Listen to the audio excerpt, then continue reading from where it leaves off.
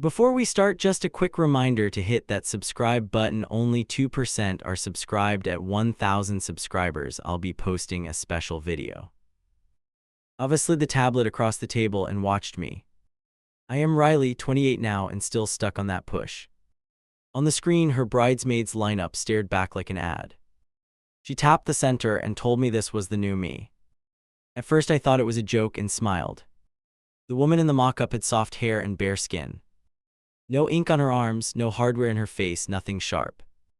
I laughed once and asked when she had found a clone. Ava did not laugh, she just pinched a zoom on the image. She drew a small circle where my tattoos should have been. Then another where my nose ring usually caught the light. She said the photos would feel cleaner without all that distraction. You know that drop in your stomach when something turns real? That hit me right then, heavier than I expected that day. I straightened up and asked what she meant by cleaner exactly. She smiled like a teacher and said we would walk through it. She swiped to the next slide and everything matched one theme. Same dresses, same hair, same soft makeup on every single face. She pointed at the row and called it her wedding brand. She said the whole day needed to feel calm and delicate. I stared at those women and tried to pace myself in. In my head, I kept my usual hair and piercings. Nothing fit, it looked like I had crashed the wrong party. Even now I hate that I took that as my problem. Back then I thought I was being dramatic about it. Now I can see how rehearsed she sounded during that talk. Like she had practiced this pitch in the mirror before dinner. That should have warned me she was not improvising kindness. She zoomed in again and tapped near the model's collarbone. She said the artist could airbrush if someone had minor marks. Then she glanced at my sleeve and gave a small tight smile. She suggested a cover-up product, something very strong and reliable. My arms suddenly felt too visible, like I had walked in naked. I pulled the sleeve down and tucked my hand under my leg. I told her the tattoos were not exactly minor marks for me. She shrugged and said that was why she had called them statement pieces. There was a little pause, long enough to feel like a test. She watched my face instead of the screen and waited there. I heard myself ask if the tattoos bothered her that much. She answered fast, faster than someone who had just noticed them. She said they did not bother her in normal life at all. Then she added that a wedding album lives forever on family walls. She said she could not have one person pulling focus in every shot. Her fingers tapped the table like she was counting each future frame. The worst part is that some twisted part of me understood. I have always known I stand out in group photos and crowds. People remember me as the girl with the loud hair and ink. Hearing it framed as a problem still hit like a slap though. I tried to turn it into a joke and save us. I asked if she wanted me shipped off to a makeover show. My voice cracked halfway through and gave me away instantly. Ava leaned forward and said this was her makeover, not mine. She told me she needed every bridesmaid to look like one story. She said that included weight, hair, nails, everything we carried in. The word weight slipped out so casual I almost missed it. My chest tightened because I knew what was coming next. She opened a notes app with a list already written out. I saw bullet points for hair, body accessories, even glasses. She said she had made personalized suggestions for each of us. She swiped until my name sat at the top in bold. Under my name, she had written natural hair color strongly preferred. Then remove visible piercings, especially anything around the nose or mouth. Next line said consider slimming down a size before final fitting. The last one said talk to Riley about commitment to the vision. I laughed again, that weird laugh that tastes like metal in your mouth. I asked if she realized how intense the list sounded when spoken. She reminded me that she had asked me to be a bridesmaid. She said that honor came with responsibility to support her dream. Here is the part I still argue about with myself at night. I did not walk out, I did not even raise my voice. I started negotiating my own body like it was a rental car. I asked which items were non-negotiable and which were flexible. Ava relaxed at that and smiled like a deal was close. She said the piercings absolutely had to go for the ceremony. Hair could stay shorter if I dyed it into something more neutral. Weight was phrased as a goal, something we could work on together. That together stung more than the rest for some reason. She talked about group workouts and shared meal plans before I answered. It sounded like she had been waiting to pitch this for months. Like my body had been a project on her to-do list. I tried to picture showing up exactly as I was then. In my head, the other bridesmaids side-eyed me in every photo. Oh. I saw the photographer directing me to the edge of each frame. I saw Ava apologizing for me under her breath to someone's aunt. Maybe that was unfair to her, I do not know anymore. What I know is that fear hit harder than anger in that moment. Fear of being the difficult friend, the selfish one, the story later. I swallowed that fear down and tried to sound reasonable and loyal. I told her I could cover the tattoos for the day. I said I would take out the piercings except one small hoop. I even offered to talk to a stylist about changing my hair. Each promise felt like sliding a piece of myself across that table. Ava lit up so fast it made my stomach twist again. She reached across, grabbed my hands, and squeezed like I had proposed. She kept saying I knew I could count on you for this. She said this was why I was her closest friend in the world. You ever agree to something and feel your face smiling alone? Inside, everything else is screaming, but your mouth just keeps nodding along. That is exactly how it felt while she planned my transformation. I watched her talk and felt myself fading from my own life. She started scrolling through example photos she had saved for me. Models with clean skin, simple hair, identical dresses, identical shapes. She asked which one I liked most for my new look. I pointed at the least unlike me and hoped she would move on. Back then I told myself it was only for one day. I thought friends did this kind of thing when the stakes were high. Now writing this, I can see how off that logic was. The truth is that day was not about dresses or photos at all. It was the first time my best friend looked at me fully. Not to celebrate me, not to tease me, not to listen. She looked and measured which parts could stay and which had to leave. And I hated that the first word out of my mouth was yes. My phone started buzzing before I even rolled out of bed. Screen lit up with a fresh group name I did not recognize. Ava had renamed our chat to something bridal and intense overnight. Under it, a line of unread messages waited like little landmines. I opened the thread and the first thing was a long file. She wrote that she had created a guide so nothing felt confusing. Under that, hearts and exclamation marks from everyone except me. My thumb hovered over the file like that might change its contents. The document loaded with this neat numbered structure that made me clench. Hair, makeup, nails, jewelry, fitness, then a cheerful section called attitude. Each title had short bullets under it, all firm and very specific. By the time I finished the first block, my throat felt tight again. Hair instructions came first, with pictures lined up like a catalog. Pin styles, soft edges, nothing sharp, nothing dramatic, no bright anything. She added a note about gentle movement when we walked down aisles. I caught my reflection in the black screen border and looked away fast. The makeup rules hit harder than the hair ones somehow. She listed allowed lip shades with brand names and product codes. Right below that, a red X over darker lips in bold liner. There was a sentence saying heavy eyes could look harsh and cheap. That last word stayed blinking in my brain longer than it should. I scrolled past it and pretended my stomach had not flipped. One of the other bridesmaids sent a laughing emoji and wrote savage. Ava answered with a winky face like this was all playful fun. I typed out a question, then erased it 3 different times. First I asked if we could tweak looks to fit our faces. Then I tried something about individuality before deleting the whole thing. I settled on yeah, this all looks super organized, which felt cowardly. More photos dropped in while I still argued with myself about texting. Dress links, shoe links, even examples of acceptable earrings and necklaces. Someone wrote that they loved how everything matched like a movie cast. Ava replied that was exactly the vibe she had been chasing. Next came the dress poll, which everyone jumped on immediately. 3 almost identical options, slight shifts in neckline and length only. Comments flew by about support, comfort, bra situations, Spanx, all that stuff. I watched the votes stack for the slimmest cut and felt lightheaded. I kept telling myself I could just pick my usual size. But the sizing chart stared back with those brutal measurements in inches. I knew where I landed even before I grabbed a tape. Still, my eyes stuck on the smaller column like it dared me. You ever look at numbers and feel them judging your entire life? That was me in my kitchen, tape wrapped around my stomach. I pulled it tighter than honest and squinted at the tiny lines. If I sucked in hard enough, I could almost land between two. The difference between that almost and reality was a full dress size. A normal person would have respected that and moved on politely. I was not that person that morning, not with this pressure.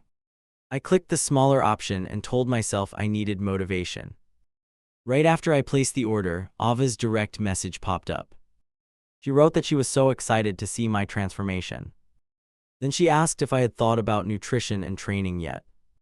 My chest sank because apparently she had been waiting for that part. I tried to make it light, something like I will figure that out. She answered with a full 3-day sample schedule for workouts. Links to videos, tips about sugar, reminders to track progress weekly. She ended with, "We can send each other results to stay accountable." Accountable. That word turned my breakfast into cardboard right away. Suddenly, this was not just one strict day in a dress. It was months of crunches and salads under the label of friendship. I wish I could say I pushed back right there and then. Instead, I opened my notes app and copied her schedule dutifully.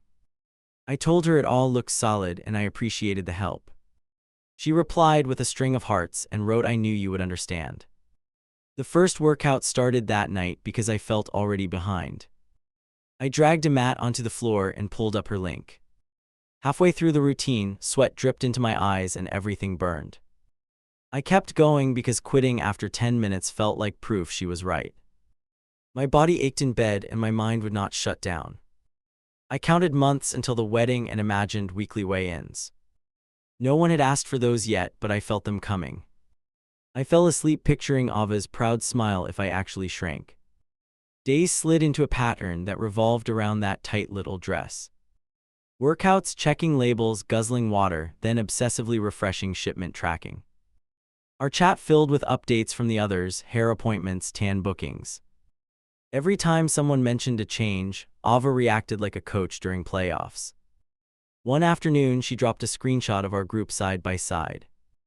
Her, the other bridesmaids, my old photo shoved into the corner. She wrote "almost perfect," then added a laughing face at the end. My neck flushed even though no one had mentioned my name directly. Another bridesmaid joked that I would be the big reveal. Ava replied that we were all rooting for my journey, no pressure. I stared at that line too long and felt my ears buzzing. I almost left the chat right then, thumb hovering over the option. The package finally arrived on a random Thursday after all that build up. My hands trembled while I sliced through the tape and opened it. The fabric looked smaller than my hopes the second I lifted it. Still, I convinced myself it always stretched more once it was on. I stepped into it like I was climbing into someone else's life. Pulled it up slowly, careful not to rip anything in panic. The zipper made it halfway before my ribs pushed back relentlessly. I forced it higher anyway until my breath started coming in gasps. In the mirror, nothing about the fit looked romantic or graceful. It hugged every soft part I had been trying to erase. My shoulders rolled forward without me planning it, trying to disappear inward. I tried sitting down and felt the seams protest with quiet anger. This is the part where I should have reordered the correct size.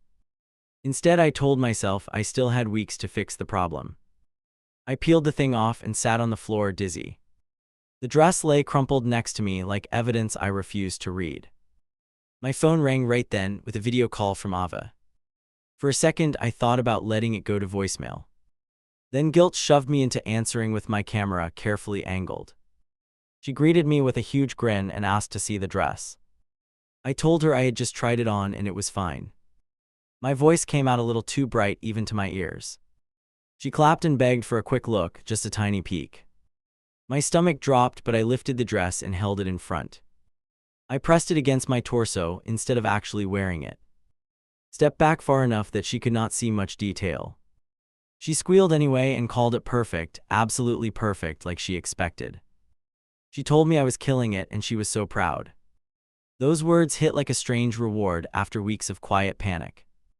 For a second I soaked them in like I had achieved something huge. Then the high faded and the lie sat heavy on my chest. I smiled through it because backing up would mean explaining everything ugly. Before we hung up, she mentioned another fitting she planned for everyone. In person with the dresses, with a photographer friend doing test shots. She wanted to check hems, angles, posture, the whole presentation. I nodded along while my brain did frantic math about time and pounds. When the call ended, I dropped the dress on the couch and stared. I knew deep down my body was not the actual issue there. What scared me more was how fast I had been around her plan. And the awful part was that a tiny pie. See if me still wanted her approval. I hit join on the call and killed my camera. My heart was already going a little too fast for a casual chat. All their faces popped up in neat rows, laughing about something I missed. I stayed muted and watched my own blank square glow in the corner. Ava was in the middle talking about the rehearsal timeline. She waved her hands while she assigned rides and arrival windows. Every time someone agreed to something, she did that sharp little clap. I listened and nodded like she could feel it through the screen somehow. One bridesmaid joked that she had to move an appointment for this. Ava told her it was non-negotiable if she wanted prime photo placement. Everyone laughed like that was the funniest rule in the world. I swallowed hard and kept my cursor hovering over the mute icon. After logistics, Ava shared her screen and opened another chart. This one had our names lined up with tasks underneath. Next to mine, she had written speech, dress, hair, tattoos, piercings. My stomach tightened when I saw that list stacked under only me. She zoomed in on the assignments and checked them one by one. When she reached my row, she paused long enough for my hands to sweat. So how are you doing on all this? She leaned toward the camera. Every square turned quiet, waiting for my answer like a test. I unmuted and forced my face into something close to relaxed. I am on it, I said, and my voice sounded thin. I mentioned a vague plan for the salon and some progress with workouts. I did not mention the dress cutting into my ribs last week. Ava nodded, that project manager nod she had developed lately. Good, you are going to look incredible by then, she said. The word by hit me in a place I could not name. Like right now was a rough draft and the real version was pending. Another bridesmaid chimed in with forced enthusiasm about glow-ups. She said we should do before and after shots on the big day. Ava laughed and clapped again, eyes flicking toward my square for a second. My jaw tightened just enough that I felt it click in my ears. They moved on to talk about nails and trial appointments. I listened to them debate shades and designs, all light and easy. Someone asked if everyone had started cutting back on certain foods. My thumb pressed so hard into my palm I left a little mark. Pasmi tried to act normal and dropped a harmless comment. I said something about needing to hide snacks before I got judged. They laughed, but there was this short pause before the laughter landed. I heard myself join in, even though all of it stung like hell. Near the end, Ava announced a fun idea for bonding night. She wanted everyone over at her place for a final beauty meeting. She mentioned a photographer again, plus trial styling and mock poses. My chest got tight picturing myself as the unfinished sample in the corner. Okay, I am grabbing more wine, she said, pushing back from her chair. Her square tilted for a second as she stood up from the desk. I watched her cursor move toward the mute button and then away. The symbol never changed, and something low in me tensed on instinct. The moment she left the room, the call stayed open and noisy. One bridesmaid joked that she was really treating this like a campaign. Another said she loved seeing someone so focused on aesthetics and order. I hovered over leave meeting and did not click it, which I regret. Then one voice cut through, lower and more direct than the rest. Do you actually think Riley will follow through on all that? She asked. She lowered her volume, but not enough for the microphone to miss it. Every part of me went still in my chair, like freezing might make me invisible. Someone gave a nervous laugh and tried changing the subject fast. The first voice pressed on, clearly curious and not just making small talk. I mean, she usually does her own thing, right? Big hair, big everything. Hearing myself described like a category instead of a person hurt more than expected. Ava walked back into frame without realizing her audio was live. She rolled her eyes before even sitting down, like she had been waiting. Look, that is why I am on her, she said, dropping into the chair. I heard the chair squeak and wished I had hung up 30 seconds earlier. She loves attention, you know that, Ava went on with this casual tone. If I do not set rules, she will show up stealing every shot. A quiet murmur from someone else, too muffled to catch through my speakers. I leaned closer to the screen, palms slick against the edge of the desk. Ava laughed short and sharp. Honestly, I am using this to prove I can polish anybody, she said. Every friend group has that one chaos friend to manage, she is mine. Hearing chaos friend out loud did something strange to my breathing. Another bridesmaid tried to soften it with a half-hearted objection. She is fun though, the pictures from last year looked great. Ava shrugged, taking a long sip from her glass on the desk. Fun is fine at a bar, she answered, this is my legacy. Legacy. You ever hear a word and know a line just got crossed? She kept going like she had been holding this in for months. She walks in and it is all piercings and ink and loud energy, Ava said. She does not even realize how hard that is to work around, she added. I am not having guests remember the bridesmaid more than the couple. Someone hummed in agreement, the sound small but still clear enough for me. My eyes burned, but I refused to blink in front of that screen. Another voice asked what she would do if I rebelled at the last minute. Ava smiled in this confident way that made me feel stupid. She will not, she replied, she wants my approval more than anything. That part landed harder than the comments about my body or style. Because deep down, she was not entirely wrong about that urge. Back then, I still cared what she thought about every major choice. I hate admitting that even now, but it matters for the story. It explains why I stayed instead of closing the laptop instantly. One bridesmaid finally lowered her voice, like guilt caught up a little. What if she hears this, she whispered, I think her camera is off. Ava glanced at her screen and barely even flinched at the possibility. If she heard, maybe it would push her harder, she answered with a shrug. I watched my own mute symbol glowing, mocking me with its quiet. I could have unmuted and stopped the whole thing with one word. My tongue felt thick and my hand stayed glued to the desk.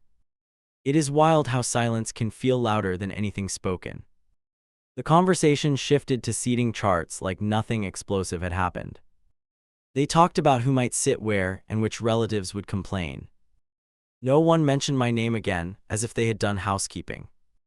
I stayed on long enough to know this was not a nightmare. Finally, I clicked leave meeting and the screen dropped to black. For a moment, I just sat there, hearing my own pulse in my ears.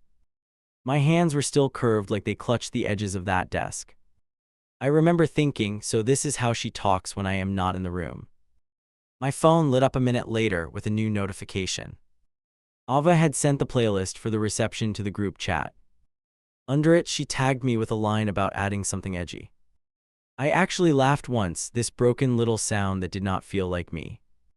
She followed with a private message asking if my Wi-Fi had glitched. She wrote that the call showed me leaving suddenly, everything okay. My thumb hovered over the keyboard while my brain replayed her rant. I typed out 3 different responses, none of them honest enough. First, I almost wrote I heard every word you just said. Deleted that because it sounded like an accusation and a dare. Then I drafted something polite about needing to log off early. That felt cowardly but safer than setting her off before the wedding. I ended up sending a half-truth about feeling wiped and needing sleep. She replied with a heart emoji and a quick thanks for being flexible. Flexible. That word twisted deeper than she meant, I am sure.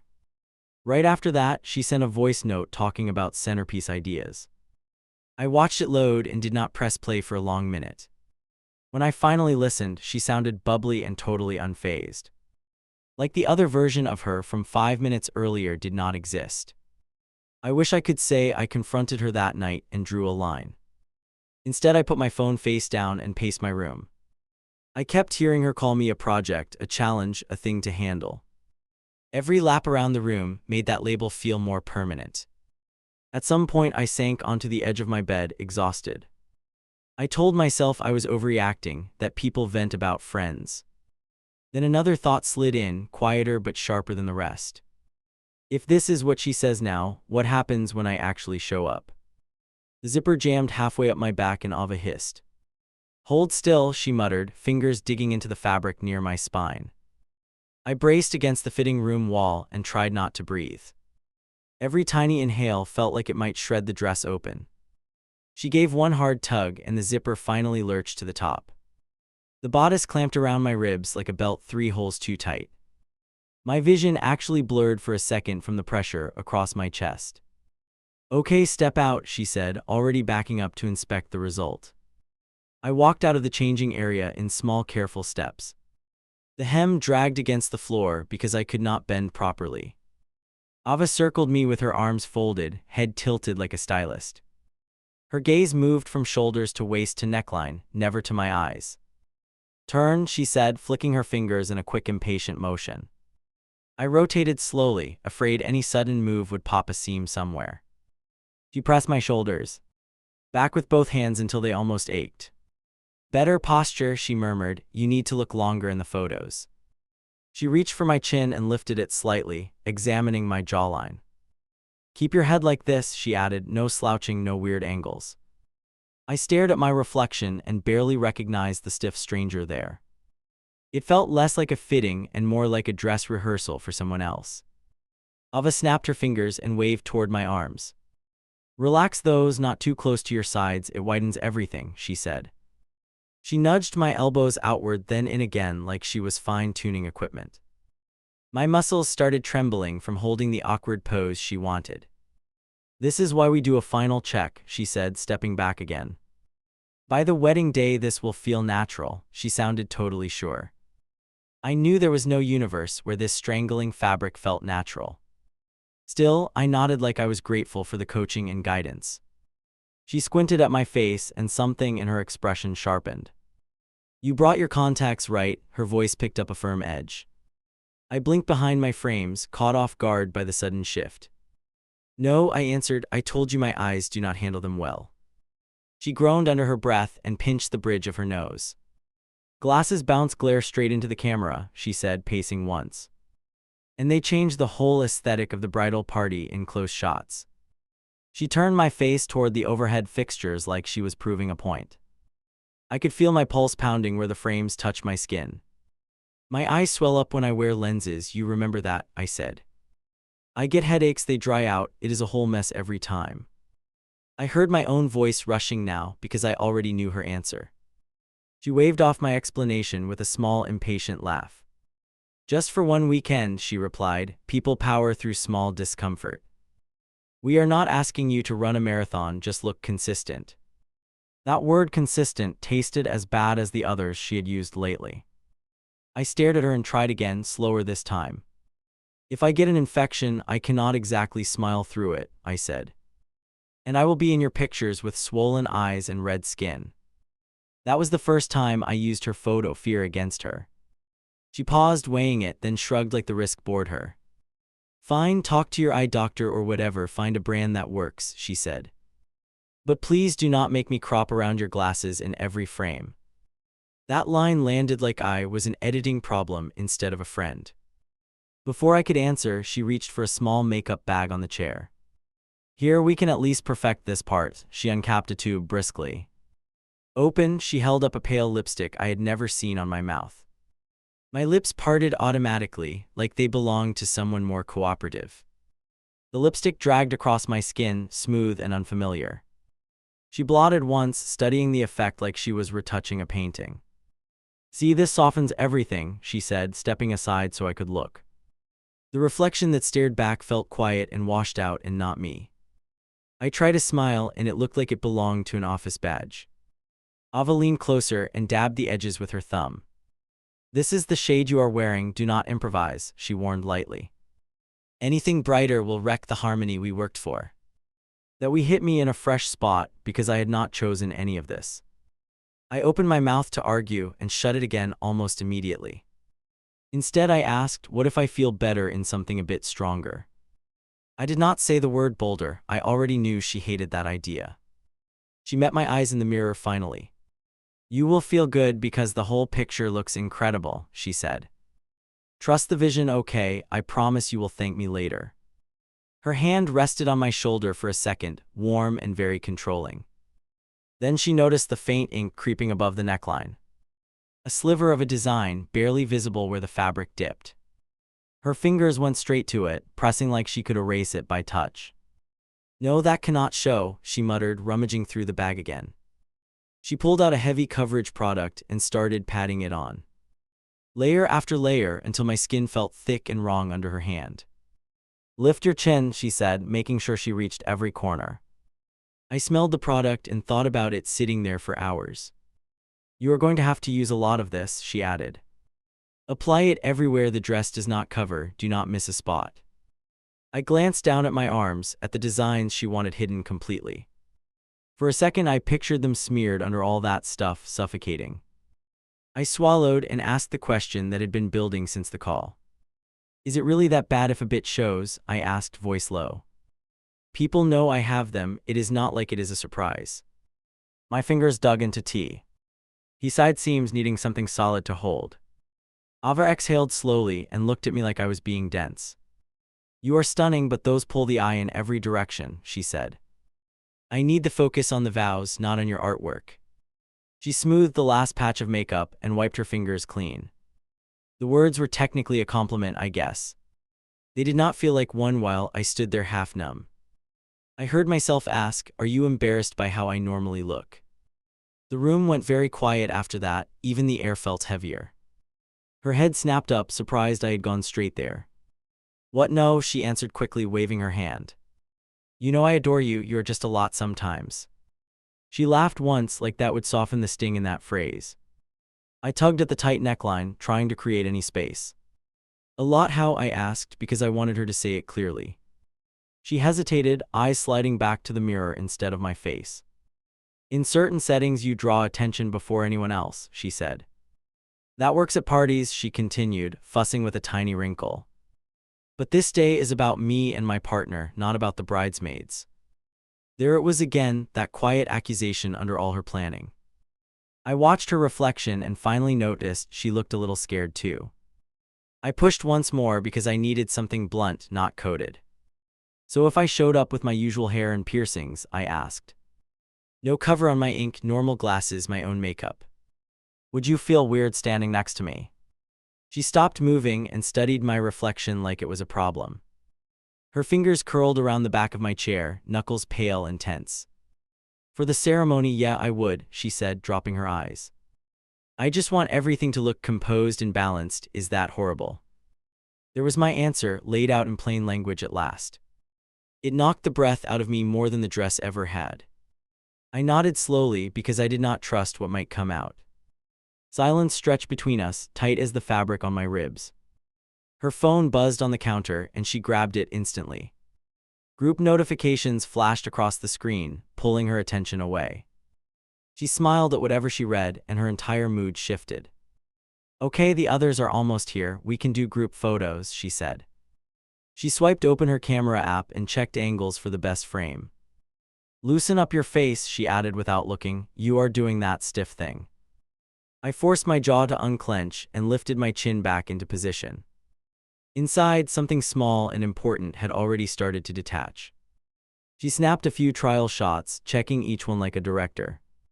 I saw a glimpse of myself on the screen, smoothed and silent. No color, no metal, no marks, just another matching figure beside her. I realized I could walk into that wedding exactly like this and still feel invisible. When she turned away to answer a call from the florist, I moved. I stepped back into the changing area, shut the door, and exhaled hard. My hands shook as I reached for the zipper and dragged it down. Red marks rose along my skin where the fabric had dug in. I slipped back into my own clothes, fast and almost clumsy. Pressed my glasses firmly onto my nose like I needed proof they existed. I slid one small hoop through my ear, the one she hated most. The familiar weight settled there, and my shoulders dropped a fraction. Ava knocked once and asked if I was okay in there. "Yeah," I called out, keeping my tone steady enough. "Just needed a second, it got a little tight." I did not specify whether I meant the dress or everything else. When I walked out, dress draped over my arm instead of on me. She frowned for half a heartbeat, then checked the time and let it go. "We will redo everything on the actual day," she said, already moving on. "As long as you stick to the plan, we will be perfect." I nodded and promised I would take the products home and practice. She hugged me around the shoulders, careful not to smudge her own makeup. "Thank you for compromising," she whispered. "You are saving my pictures." I hugged back, but in my head, something very different was forming. On the drive home, the silence in my car felt loud and sharp. The dress rustled in the seat next to me, like another person listening. I caught sight of my hoop in the rearview mirror and touched it gently. That was the moment I first wondered if I would actually show up. On the morning of the wedding, I unzipped the garment bag and stopped halfway. The dress hung there, pale and tight and patient. My hand shook on the zipper, and I let the fabric fall closed again. My stomach already knew something my brain was still arguing with. My phone buzzed on the nightstand in short, steady bursts. Ava pinged the bridesmaid chat with a countdown and a schedule. "Van leaves in 30, glam room starts right away," her message read. 3 of them reacted in style. And TLY with excited emojis and inside jokes. I sat on the edge of my bed and stared at the dress. The contacts Ava wanted were still unopened on the dresser. The cover product for my ink sat next to them, cap screwed on tight. Nothing moved except my chest, and that was shallow and uneven. Another text came through with my name in all caps. "Confirm you are ready and on track," she wrote, no extra words. I typed "Yep, putting on my dress now," then just stared at it. My thumb hovered over send and my throat burned. You know that moment where you hear your own line snapping? That was it for me in that quiet bedroom. I erased the lie and watched the empty bubble blink like a dare. Then I opened a new message and let myself tell the truth. "I am not coming," I wrote, hands icy. "I care about you, but I cannot show up like this. I feel erased in this whole process, and I am done." I sat there reading it over and over until the words blurred. I almost deleted everything and went back to the script she wanted. My brain threw out a dozen softer versions with fewer teeth. Something steadier in me pushed back for once and refused. I hit send and dropped the phone on the bed like it was hot. The reply landed in under a minute, just 3 words. "Tell me you are joking." No punctuation, no heart, nothing cute. Heat climbed up my neck even though I was alone. Another message followed immediately, longer this time. "You picked the dress you promised, you cannot bail hours before." I watched the dots pulse again and again as she kept typing. Behind every bubble I saw that chart with my body listed as tasks. My chest tightened and I forced myself to breathe slowly. If I picked up the phone now, she would steamroll me. I knew that pattern too well from other fights we never finished. So I answered with a shorter line before courage slipped away. "I am sorry this is late, but my boundary is not negotiable. I hope the day is beautiful, I will not be there." My thumb shook hitting send, but my shoulders dropped the second it delivered. Relief and terror crashed over each other so hard I felt dizzy. Then the calls started. First one, then another, then a third from an unknown number. I turned the ringer all the way down and watched the screen light up. Her name flashed over and over like some kind of alarm. Voicemail alerts stacked up before I even finished making coffee. She moved from calls to voice notes in the group chat. I could see just enough of the transcriptions to get the tone. Words like selfish and dramatic floated at the top of each preview. I pressed play on the first one because I am weak. Her voice came through bright and sharp, like the host of a show. "You are blowing up my wedding day over eyeliner and piercings," she snapped. "You always have to find a way to center yourself." I paused it there and set the phone face down again. My hands were trembling so hard I had to grip the countertop. There it was, the story she would tell everyone, neat and simple. I could feel the urge rising to defend myself to every person present. I walked back to the bedroom and looked at the garment bag. The dress inside might as well have been a uniform for some cult. If I put it on, I knew exactly what would happen. I would show up quiet, covered, smaller, and she would call that support. The group chat kept lighting up, little digital sparks. One bridesmaid asked if everything was okay with me, no names. Another wrote that the day needed good vibes, not drama. Ava answered with, "We will talk later, focusing on joy right now." That line weirdly helped more than anything else she had sent. Because it meant she had other people in her corner already.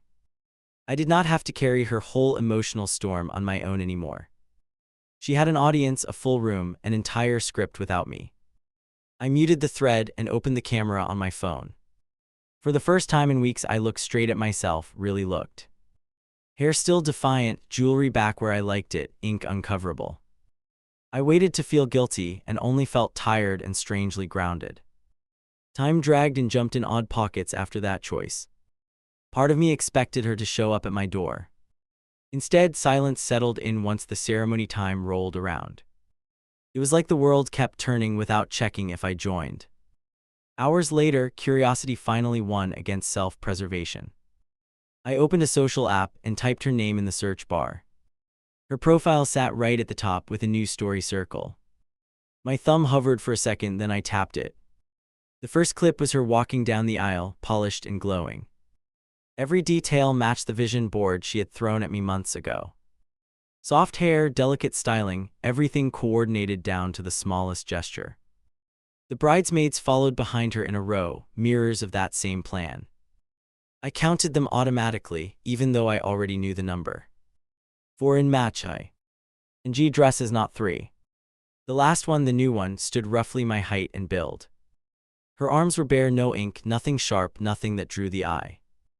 They looked exactly how Ava had wanted from the start. For a second my stomach twisted, like I had been swapped out easily. Then another feeling surfaced under that sting, quiet but heavier. Watching them, I realized I had never actually belonged in that lineup. More photos followed, posed shots and candid moments in cake. In one of them, Ava hugged the new bridesmaid like they were lifelong friends.